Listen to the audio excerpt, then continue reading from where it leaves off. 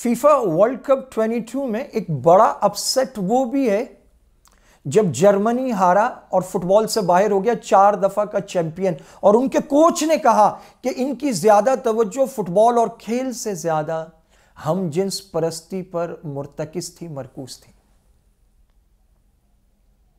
دنیا میں یہ ذلت ہو گئی، 4 دفعہ کا چیمپئن اور ورلڈ کپ سے باہر، اور کوچ کہہ رہا ہے کہ ان کی توجہ وہ ہم جنس پرستی پر تھی۔ وہ جب میدان میں اترے انہوں نے منہ پہ ہاتھ رکھ کے تصویریں بنائی اور کہا کہ قطر میں اظہار آزادی رائے نہیں ہے، اور جب باہر ہو گئے تو پھر لوگوں نے ایک ہاتھ منہ پہ رکھ کے اور ان کو بائے بائے کیا اور ان کو کہا کہ یہ ہاتھ کہیں اور رکھ لیتے، کہ تمہاری توجہ کہیں اور تھی، اور گیم اور میدان کے گول سے زیادہ کسی اور گول کی طرف تمہاری توجہ تھی۔ یہ لعنتی اقوام اپنا کلچر ہم پر امپوز کرنا چاہتی ہیں۔ ان کے پاس ہے ہی کیا ہمیں دینے کے لیے؟ ہمارے پاس قرآن ہے، حدیث ہے، نبی ہے، صحابہ ہے، ازواج مطہرات ہیں، اہل بیت ہیں، ہمارے پاس مردوں اور عورتوں میں پاکیزہ زندہ مطہر مثالیں موجود ہیں۔ ہمیں ان کی طرف دیکھنے کی کوئی ضرورت نہیں ہے۔ احساس کمتری سے نکلو، اپنی تاریخ کا مطالعہ کرو، اپنے اکابرین کی زندگیوں کا مطالعہ کرو، تمہیں پتہ چلے تم دنیا میں جھکنے کے لیے نہیں، زیر ہونے کے لیے نہیں، دنیا پر چھا جانے کے لیے آئے ہو۔ تمہارے پاس اللہ کا قرآن ہے، اس قرآن کو لے کر اٹھو،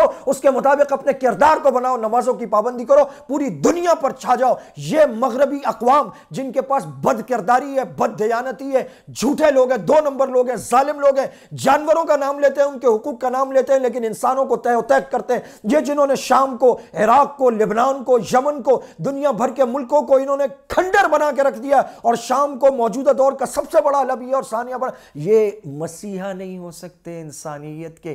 انسانیت کا مسیحا اسلام ہے، انسانیت کے مسیحا مسلمان ہے۔ مسلمان سب سے بہترین میزبان ہے۔ یہ قطر نے فیفا میں ثابت کیا ہے۔ اپنی تاریخ پر، اپنی روایت پر، اپنے کردار پر فخر کرنا سیکھیے۔ اللہ تعالیٰ امت مسلمہ کو ایک بار پھر عروج عطا فرمائیں گے انشاءاللہ۔